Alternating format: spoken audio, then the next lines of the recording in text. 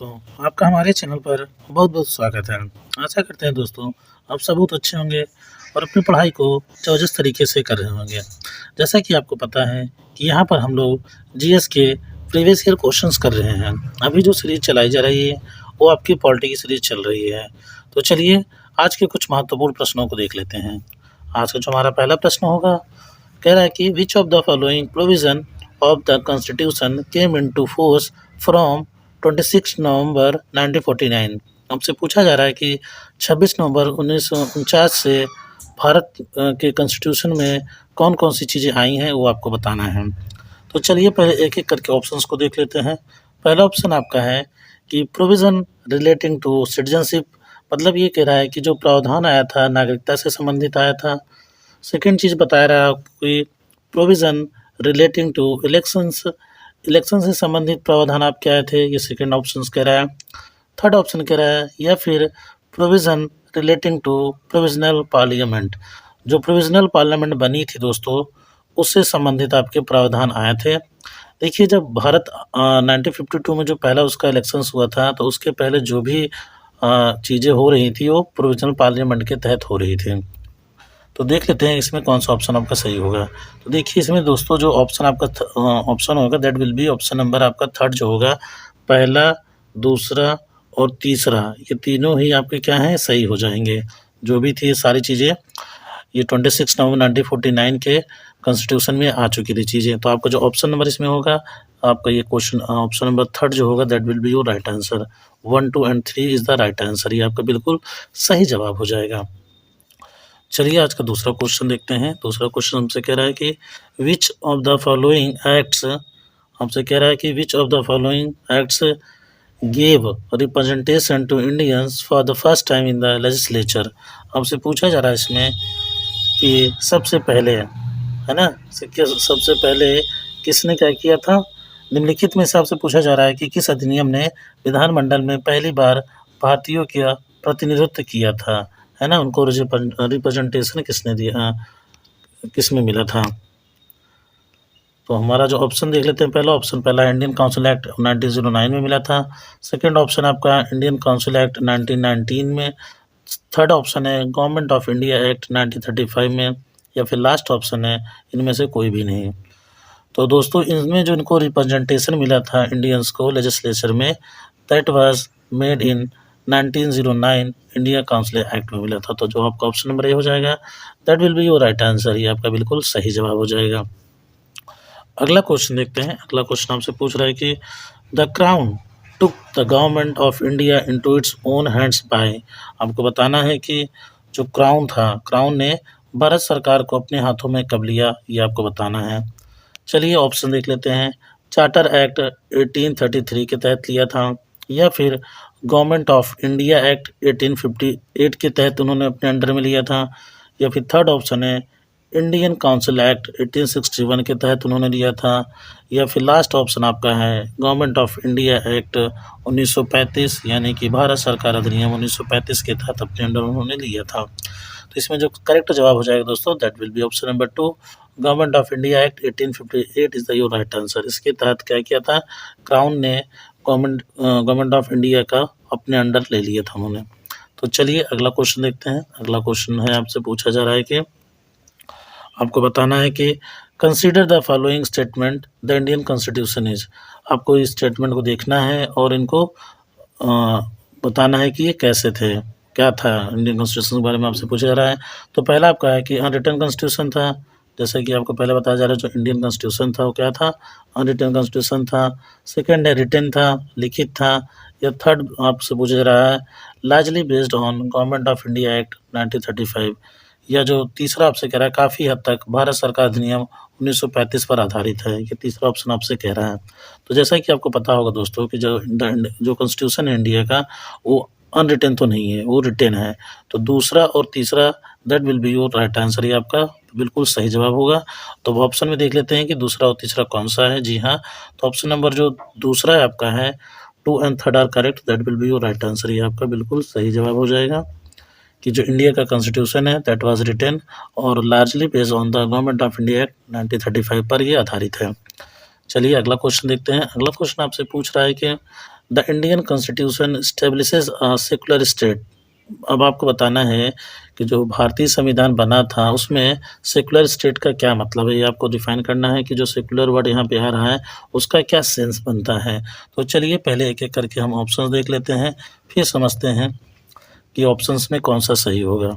तो पहला वर्ड आपसे कहा जा रहा है, पहला कंडीशन कह रहा है the state treats all religions equally. कह रहा है कि जो स्टेट होगा वो सभी धर्मों को क्या करेगा, इक्वली ट्रीट करेगा। ये आपका पहला ऑप्शंस कह रहा है। सेकंड ऑप्शंस कह रहा है freedom of faith and worship is allowed to all the people. कह रहा है कि सभी को अपने विश्वास के हिसाब से उनको पूजा करने के लिए अलाउ किया जाएगा, इसकी फ्रीडम मिलेगी सबको। तीसरा ऑप्शंस कह रहा है educational institution without exception are free to impart religious instruction. कह रहा है कि जो भी एजुकेशनल इंस्टीट्यूट होंगे, जो भी शैक्षिक संस्थान होंगे, वो बिना किसी अपवाद के धार्मिक शिक्षा देने के लिए स्वतंत्र होंगे। ये आपसे तीसरा ऑप्शंस कह रहा है। फोर्थ ऑप्शन कह रहा है the state makes no discrimination on the basis of the religion in matter of the employment. Last option कह रहा है जो राज्य होगा दोस्त, वो रोजगार के मामलों में, है ना, रोजगार के मामलों में क्या करेगा, धर्म के आधार पर कोई भी भेदभाव नहीं करेगा। ये आपसे ये फोर्थ बात की जा रही है। तो इसमें जो आपका करेक्ट जवाब हो जाएगा दोस्तों, दैट विल बी, पहला तो आपका बिल्कुल सही हो जाएगा दोस्त, जैसे कि बात से पता चल रहा है। दूसरा भी आपका बिल्कुल सही है, और आपका जो तीसरा है दैट विल बी रॉन्ग। आपका जो फोर्थ हो जाएगा वो भी एग्जैक्टली सही है। तो आप कह सकते हैं कि पहला, दूसरा और चौथा बिल्कुल सही है। तो आपका जो ऑप्शन होगा that will B option number आपका हो जाएगा, इसमें पहला, दूसरा और चौथा ऑप्शन नंबर 4 जो होगा, यहाँ पे थोड़ा-सा मिसप्रिंट है, ये पहला होगा, है ना? पहला, दूसरा और चौथा इज़ द करेक्ट आंसर, ये आपका बिल्कुल सही जवाब हो जाएगा। चलिए अगला क्वेश्चन देखते हैं। अगला क्वेश्चन पूछ रहा है आपसे कि the nationalist demand for a constitutional assembly. Nationalist ने क्या किया था, डिमांड किया था उन्होंने कॉन्स्टिट्यूशनल असेंबली की, was the first time considered by the British government. जो कि क्या किया गया था, ब्रिटिश के द्वारा मान लिया गया था, दो indirectly and with the reservation in the, किसके तहत माना गया था, आप ये कह सकते हैं कि संविधान सभा के लिए राष्ट्रवादी मांग ब्रिटिश सरकार द्वारा पहली बार स्वीकार की गई थी, हालांकि अप्रत्यक्ष रूप से और आरक्षण में। तो वो कौन सा प्रस्ताव था, ये आपको बताना है। अब ऑप्शन देखते हैं। पहला ऑप्शन कह रहा है वो क्रिप्स प्रपोजल था, दूसरा अगस्त ऑफर था, थर्ड ऑप्शन आपका कैबिनेट मिशन प्लान के तहत उन्होंने माना था, या एक्ट ऑफ 1935 या 1935 का अधिनियम के तहत वो माने थे। तो ये जो ऑप्शन आपका हो जाएगा दोस्तों, that will B option number 2। ये इन्होंने अगस्त का ऑफर था ये आपका, तो August offer is the absolutely correct answer, ये आपका बिल्कुल सही जवाब हो जाएगा। अगला क्वेश्चन देखते हैं। अगला क्वेश्चन पूछा जा रहा है आपसे कि Which of the following was adopted from the Maurya dynasty in the emblem of Government of India? आपको बताना है कि जो गवर्नमेंट ऑफ इंडिया में कौन सी ऐसी चीज़ थी जो मौर्य डायनेस्टी से अपनाया गया है, या कौन सा ऐसा प्रतीक था। तो चलिए देख लेते हैं कौन सा ऐसा प्रतीक था जो कि मौर्य डायनेस्टी से अपनाया गया है। पहला ऑप्शन देख लेते हैं, क्या वो 4 लायंस थे, 4 शेर थे, या फिर चैरियट व्हील था, है ना, रथ का पहिया आप कह सकते हैं इसको, या फिर घोड़े हॉर्स थे, या फिर वर्ड जो था सत्यमेव जयते, वो चीज़ें मौर्य डायनेस्टी से लिया गया था। तो आई थिंक दोस्तों इसका आंसर आपको पता होगा। जी हाँ, जो लोग 4 लायंस पर टिक कर रहे हैं, 4 Lions is the absolutely correct answer, ये आपका बिल्कुल सही जवाब हो जाएगा। तो मौर्य डायनेस्टी से 4 शेरों को तो गवर्नमेंट ऑफ इंडिया के एम्बलम में लिया गया था दोस्तों। तो चलिए अगला क्वेश्चन देखते हैं। अगला क्वेश्चन आपसे पूछ रहा है कि the office of governor general of India was created by. आपको बताना है कि गवर्नर जनरल का जो कार्यालय है किसके द्वारा बनाया गया था, कौन से एक्ट या गवर्नमेंट ऑफ इंडिया एक्ट के तहत बनाया गया था। चलिए एक एक करके ऑप्शन देखते हैं। पहला है चार्टर एक्ट 1813 के हिसाब से बनाया गया था, दूसरा है चार्टर एक्ट 1833 के अकॉर्डिंग बनाया गया था, थर्ड ऑप्शन है गवर्नमेंट ऑफ इंडिया एक्ट 1858 के तहत बनाया गया था, यानी भारत सरकार अधिनियम 1858 के तहत, या फिर लास्ट ऑप्शन है भारत सरकार अधिनियम 1935 यानी गवर्नमेंट ऑफ इंडिया एक्ट 1935 के अकॉर्डिंग बनाया गया था। तो इसका जो करेक्ट आंसर हो जाएगा दोस्तों, that will B option number 3, government of India act 1858 के तहत ये गवर्नर जनरल का ऑफिस बनाया गया था। तो चलिए इसका ऑप्शन 3 बिल्कुल सही जवाब हो जाएगा।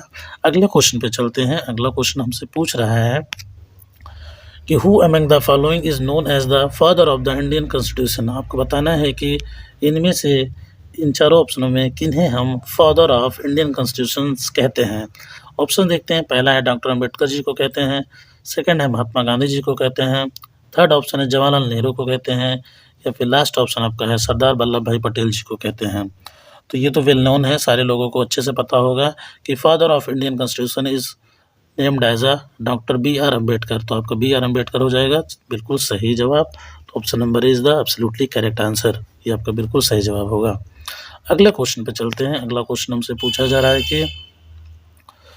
कि when did mister Attlee prime minister of England announce the transfer of power to the Indians. आपको बताना है कि उस समय जो ब्रिटिश के प्राइम मिनिस्टर एटली थे, उन्होंने जो ट्रांसफ़र ऑफ पावर था, मतलब कि अपने सत्ता का हस्तांतरण था इंडिया में, उन्होंने कब अनाउंस करने को कहा था। तो चलिए ऑप्शन देख लेते हैं। पहला ऑप्शन आपका है फरवरी 1947 को उन्होंने कहा था, अगस्त 1947 को, जून 1948 को, या फिर लास्ट ऑप्शन है जून 1949 को। तो जो उन्होंने हस्तांतरण किया था, भारतीयों को सत्ता हस्तांतरण की जो उन्होंने घोषणा की थी दोस्तों, वो फरवरी 1947 में की गई थी। फरवरी 1947 is the your right answer. तो 1947 आपका ये बिल्कुल सही जवाब हो जाएगा, पहला ऑप्शन। चलिए अगले क्वेश्चन पे चलते हैं। अगला क्वेश्चन देख लेते हैं क्या पूछा जा रहा है। अगला क्वेश्चन आपसे पूछ रहा है कि who propose the preamble before the drafting committee of the constitution. आपसे पूछा जा रहा है किसने प्रपोज किया था भाई साहब, किसने प्रपोज किया, किसने कहा कि प्रीमेम्बल ड्राफ्टिंग कमेटी के सामने प्रीमेम्बल को रखने का प्रपोज किसने किया था। तो ये तो आसान क्वेश्चन है। चलिए ऑप्शन देख लेते हैं। पहला ऑप्शन जवाहरलाल नेहरू ने प्रपोज किया था, doctor B R Ambedkar ji ने किया था, third option B N Rao ने किया था, या फिर लास्ट ऑप्शन है महात्मा गांधी जी ने किया था। तो ये जो प्रपोजल ड्राफ्टिंग कमेटी के सामने रखा गया था प्रीमेम्बल का, that was putted by the Jawaharlal Nehru. तो इसको जवाहरलाल नेहरू जी ने रखा था। तो option number A will be your right answer, ये आपका बिल्कुल सही जवाब हो जाएगा दोस्त। चलिए अगले क्वेश्चन को देखते हैं। अगला क्वेश्चन हमसे पूछ रहा है कि which of the following is correct recording the Indian constitution. आपको बताना है कि इन चारों ऑप्शनों में से कौन सा इंडियन कॉन्स्टिट्यूशन के तहत सही है। चलिए पहले एक एक करके देख लेते हैं क्या क्या बातें इसमें हो रही, चारों ऑप्शन कौन से हैं। तो पहला ऑप्शन आपसे कह रहा है it is completely based on British constitution. तो पहली बात ये हो रही है कि क्या ये पूरी तरीके से ब्रिटिश कॉन्स्टिट्यूशन पे बेस्ड था। दूसरा ऑप्शन आपसे कह रहा है कि it is made only on the basis of government of India act 1935। क्या ये पूरी तरीके से गवर्नमेंट ऑफ इंडिया एक्ट 1935 था, उस पे बेस्ड था ये, या फिर it is a mixture of several constitution, क्या या फिर ये कई सारे कॉन्स्टिट्यूशंस का मिक्सचर था, है ना, या फिर last option it is a original, क्या यह मूल था। तो मूल तो दोस्तों नहीं था, फंडामेंटली तो ये गलत है। ये completely based on the British constitution भी नहीं था, ठीक है, और ये 1935 पर भी नहीं, ये मिनी कॉन्स्टिट्यूशन आप इसको कह सकते हैं, but that was not completely correct. तो आपका जो ऑप्शन नंबर थर्ड होगा it is a mixture of several constitution, that will be your right answer. तीसरा ऑप्शन आपका बिल्कुल सही हो जाएगा कि ये क्या था, ये कई कॉन्स्टिट्यूशन का मिश्रण था, है ना, तो ये आपका सही जवाब हो जाएगा। चलिए अगला क्वेश्चन देख लेते हैं। अगला क्वेश्चन आपसे पूछ रहा है कि मैच द फॉलोइंग। आपको मैच कराना है कि इनमें से किसके साथ कौन मैच करेगा। तो चलिए देख लेते हैं क्या क्या चीज़ें हो रही हैं। गवर्नमेंट ऑफ इंडिया एक्ट किसके साथ मैच करना है आपको बताना है, एक मिनट। हाँ, गवर्नमेंट ऑफ इंडिया एक्ट कहाँ मैच करेगा, किन में। गवर्नमेंट ऑफ इंडिया एक्ट 1935 को किससे मैच कराना है, मिंटो मार्ले रिफॉर्म्स को कहाँ मैच कराना है, और कैबिनेट मिशन प्लान को किससे मैच कराना है, ये आपको सारी चीज़ें गिवन हैं। तो चलिए देख लेते हैं। तो आपका जो पहला ऑप्शन होगा गवर्नमेंट ऑफ इंडिया एक्ट 1919 जो होगा that will B match by third option, dyarchy से मैच हो जाएगा। तो ये आपका ऑप्शन नंबर थर्ड से मैच हो जाएगा, डायरकी से। आप इसको ऐसे भी याद कर सकते हैं, द्विसंधात्मक मतलब होता है डायरकी का। तो 1919 में 2 वर्ड हैं, है ना, तो इसमें भी डायरकी में द्वि शब्द आता है। तो यहाँ पे रिपीटेशन हो रहा है तो द्वि आप ऐसे कनेक्ट करके याद कर सकते हैं, है ना, द्विसंधात्मक। चलिए दूसरा ऑप्शन देखते हैं। गवर्नमेंट ऑफ इंडिया एक्ट 1935 ये किससे मैच करेगा, ये आपका जो मैच करेगा दोस्तों that will be matched with option number 1 provincial autonomy से मैच कर जाएगा। तो ये आपका ये बिल्कुल सही हो जाएगा। और अब देख लेते हैं तीसरा जो है मिंटो मार्ले रिफॉर्म्स, सी वाला ऑप्शन किससे मैच करेगा। जो मिंटो मार्ले रिफॉर्म्स हो जाएगा that will B option number 2 जो हो जाएगा। सेपरेट इलेक्ट्रोड की बात करते थे तो ऑप्शन नंबर 2 से मैच करा देंगे इसको। फिर लास्ट ऑप्शन जो होगा कैबिनेट मिशन प्लान जो हो जाएगा that was in constitutional assembly आपका हो जाएगा, ऑप्शन नंबर 4 से मैच कर जाएगा। तो आपका जो गिवन ऑप्शन है इसमें से आपका आई थिंक जो मैच कर गया है दोस्तों, ए का तीसरा, बी का पहला, सी का दूसरा और डी का जो चौथा हो गया, ये आपका हो जाएगा ऑप्शन नंबर 4 हो जाएगा। तो this will be your right answer, ये आपका बिल्कुल सही जवाब हो जाएगा। चलिए आज का अगला क्वेश्चन देखते हैं। अगला क्वेश्चन हमारा होगा, आपसे पूछा जा रहा है कि the amendment procedure laid down in the constitution of India is on the pattern of. आपको बताना है कि जो भारत के संविधान में निर्धारित संशोधन की प्रक्रिया थी वो किस पर बेस थी, किस कॉन्स्टिट्यूशन के बेस पर थी। चलिए ऑप्शन देख लेते हैं किसके कॉन्स्टिट्यूशन पर बेस थी, ये आपको बताना है। पहला ऑप्शन आपका है Bharat government of India act 1935, Bharat सरकार अधिनियम 1935 के तहत। दूसरा है government of India act 1947, Bharat सरकार अधिनियम 1947 के तहत। थर्ड ऑप्शन है constitution of south Africa, south Africa के संविधान पर आधारित है। या फिर लास्ट ऑप्शन है कॉन्स्टिट्यूशन ऑफ यूके, यानी कि यूके के संविधान पर आधारित है अमेंडमेंट का प्रोसीजर। तो हमारा जो इसमें करेक्ट जवाब होगा दोस्तों, दैट विल बी दक्षिण अफ्रीका के संविधान पर यह आधारित था अमेंडमेंट का प्रोसीजर। तो ऑप्शन नंबर जो थर्ड हो जाएगा, that will be your right answer, ये आपका बिल्कुल सही जवाब हो जाएगा। चलिए अगला क्वेश्चन देखते हैं। अगला क्वेश्चन हमसे पूछ रहा है कि the first session of the constitutional assembly was held इन। आपको बताना है कि जो पहला सेशन हुआ था संविधान सभा का वो कहाँ पे हुआ था। चलिए एक एक करके पहले ऑप्शन देख लेते हैं। पहला ऑप्शन आपका दे रखा है दैट वाज हेल्ड इन बॉम्बे, क्या वो बॉम्बे में हुआ था। सेकंड ऑप्शन है कलकत्ता में हुआ था। थर्ड ऑप्शन है लाहौर में हुआ था। या फिर लास्ट ऑप्शन है न्यू दिल्ली में हुआ था। तो आपका जो करेक्ट जवाब हो जाएगा दोस्तों, जो फर्स्ट सेशन हुआ था कॉन्स्टिट्यूशन असेंबली का, that was held in the new Delhi. तो new Delhi is the right answer हो जाएगा। Option number 4 will be your correct answer, ये आपका बिल्कुल सही जवाब हो जाएगा। चलिए आज का अगला क्वेश्चन देखते हैं। आज का हमारा जो अगला क्वेश्चन होगा, that was who among the following was the chairman of the Union Constitution Committee of the Constituent Assembly। यहाँ पे आपसे पूछा जा रहा है कि जो यूनियन कॉन्स्टिट्यूशन कमेटी था, है ना, यूनियन कॉन्स्टिट्यूशन कमेटी का चेयरमैन कौन था कॉन्स्टिट्यूशन असेंबली में, है ना। केंद्रीय आप इसको ऐसे भी कह सकते हैं कि केंद्रीय संविधान समिति के अध्यक्ष कौन थे। तो चलिए पहले एक एक करके ऑप्शन देख लेते हैं। पहला ऑप्शन है डॉक्टर बी आर अम्बेडकर थे। सेकंड है जे बी कृपलानी जी थे। थर्ड ऑप्शन है जवाहरलाल नेहरू थे। या फिर लास्ट ऑप्शन है आपका अल्लादी कृष्ण स्वामी अय्यर थे, है ना। तो आपका जो करेक्ट जवाब हो जाएगा दोस्तों इसमें, तो that will B option number third, Jawaharlal Nehru is the your right answer. तो जवाहरलाल नेहरू क्या थे, that was union constitution committee के ये चेयरमैन थे। तो that will be your right answer. अगला क्वेश्चन देख लेते हैं। अगला क्वेश्चन आपसे पूछ रहा है कि who among the following was not a member of the constituent assembly। आपसे पूछा जा रहा है कि इन गिवन ऑप्शनों में से कौन सा ऐसा इंसान था या मेंबर था जो कंस्टिट्यूएंट असेंबली का मेंबर नहीं था। चलिए ऑप्शन देखते हैं। पहला ऑप्शन है सरदार वल्लभ भाई पटेल जी थे। सेकंड ऑप्शन है आचार्य जे बी कृपलानी जी। थर्ड ऑप्शन है लोक नायक जयप्रकाश नारायण थे। या फिर लास्ट ऑप्शन है के एम मुंशी थे। तो दोस्तों ये तो वेल नोन है, ये आपको आंसर पता भी चल गया होगा। जी हाँ, जो लोक नायक जयप्रकाश नारायण पर टिक कर रहे हैं, that was your absolutely correct answer, ये आपका बिल्कुल सही जवाब हो जाएगा। ये इसके मेंबर नहीं थे, बाकी सारे लोग सरदार वल्लभ भाई पटेल, आचार्य जे बी कृपलानी एंड के Munshi was the member of the parliament, constituent assembly आप बोल सकते हैं इसको। चलिए अगला क्वेश्चन देखते हैं। अगला क्वेश्चन आपसे पूछा जा रहा है कि which among the following are the feature of a federal state. आपको बताना है कि इन गिवन ऑप्शनों में से कौन सा फेडरल स्टेट का एक फीचर है या एक विशेषता है फेडरल स्टेट का। तो चलिए पहले देख लेते हैं कौन सी दो बातें दी गई हैं।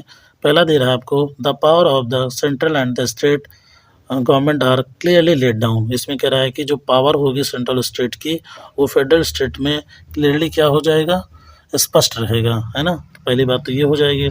दूसरा आपसे कह रहा है it has an unwritten constitution.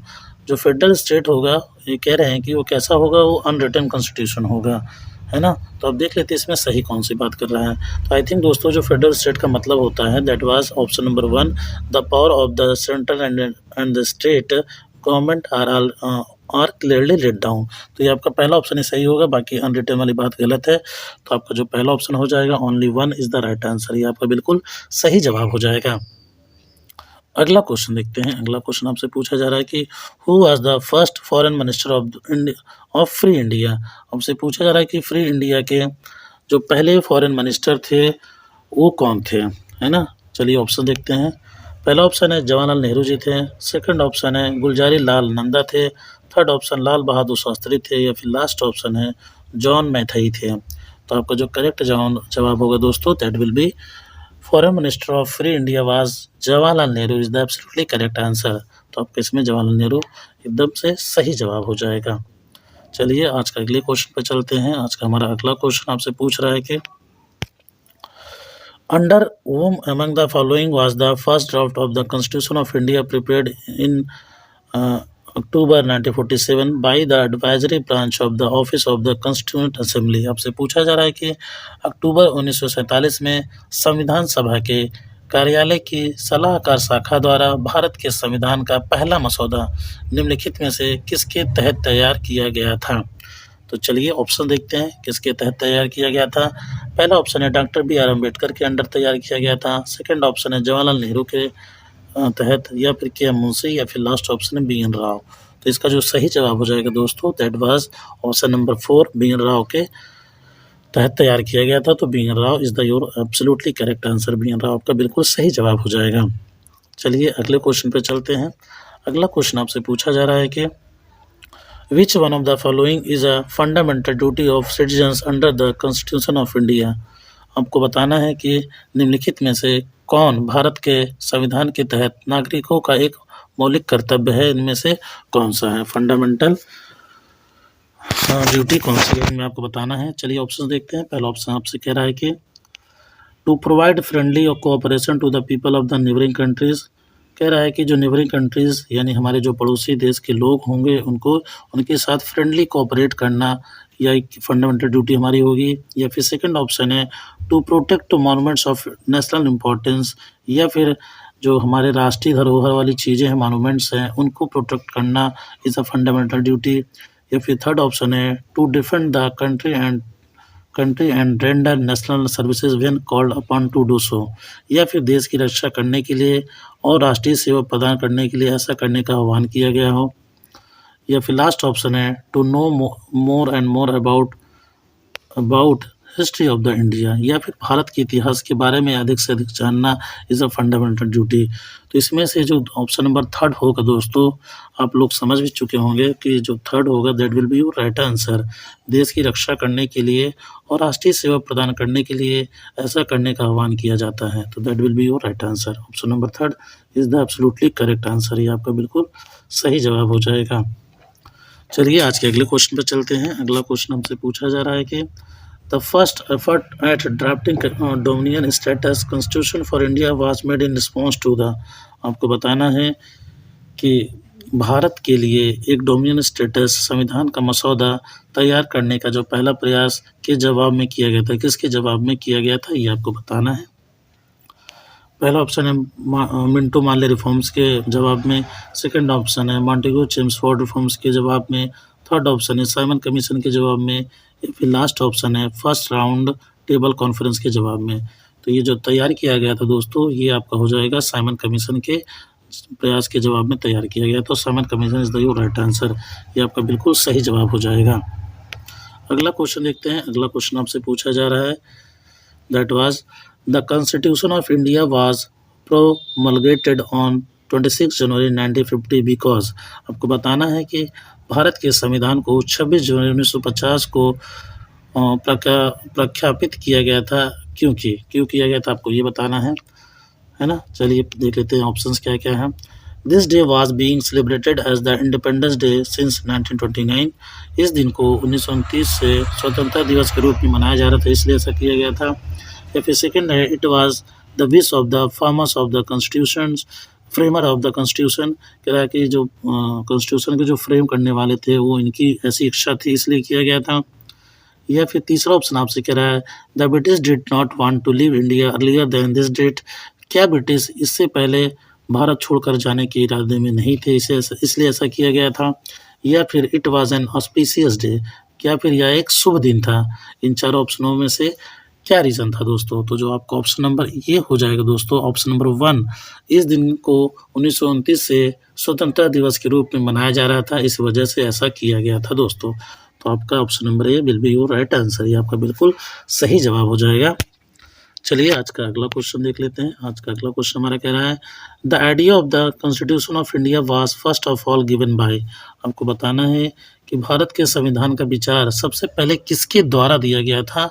आपको बताना है। ऑप्शन देखते हैं कौन कौन सा है। पहला ऑप्शन है that was given bye Mahatma Gandhi के थ्रू दिया गया था। सेकंड ऑप्शन है डॉक्टर बी आर अम्बेडकर के दिया गया था, या फिर थर्ड ऑप्शन है जवाहरलाल नेहरू, या फिर लास्ट ऑप्शन है एम एन रॉय के द्वारा दिया गया था। तो आपका ये जो करेक्ट जवाब होगा जा दोस्तों, that was given by the M N Roy is the your right answer. M N Roy आपका बिल्कुल सही जवाब हो जाएगा दोस्तों। ये जो कॉन्स्टिट्यूशन का विचार था, आइडिया था, that was given by the M N Roy. तो दोस्तों आज का हमारा ये लास्ट क्वेश्चन था।